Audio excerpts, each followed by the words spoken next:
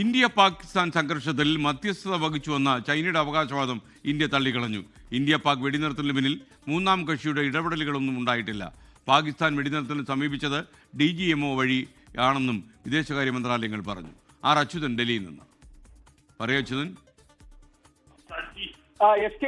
അമേരിക്കയ്ക്ക് പിന്നാലെയാണ് ഈ ചൈന ഇന്നലെ ഒരു അവകാശവാദം നടത്തിയത്. ചൈനയുടെ വിദേശകാര്യമന്ത്രി വാങ് യി പറഞ്ഞത് ഈ വർഷം ചൈന മധ്യസ്ഥത വഹിച്ച പട്ടികയിൽ അതിൽ ഇന്ത്യ പാക് സംഘർഷവും ഉൾപ്പെടുന്നു എന്നതായിരുന്നു ചൈന നടത്തിയ അവകാശവാദം. എന്നാൽ ഈ അവകാശവാദമാണ് ഇപ്പോൾ ഇന്ത്യ തള്ളിയിരിക്കുന്നത്. ഇന്ത്യ പാക് ഒരു സംഘർഷം, അതിന് പിന്നിൽ മൂന്നാം കക്ഷിയുടെ ഒരു ഇടപെടലും ഉണ്ടായിട്ടില്ല.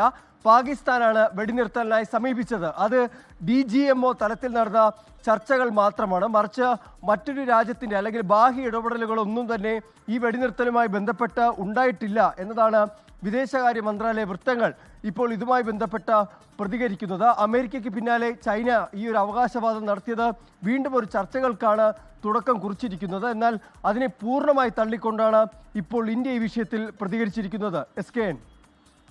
ലോകത്തെവിടെയായാലും ഏത് സമയത്തും 24 വാർത്തകളും ഓഗ്മെന്റഡ് റിയാലിറ്റി പാക്കേജുകളും എക്സ്പ്ലെയിനറുകളും വിശദമായി കാണാൻ ഞങ്ങളുടെ YouTube ചാനൽ നിങ്ങൾക്ക് സബ്സ്ക്രൈബ് ചെയ്യാം.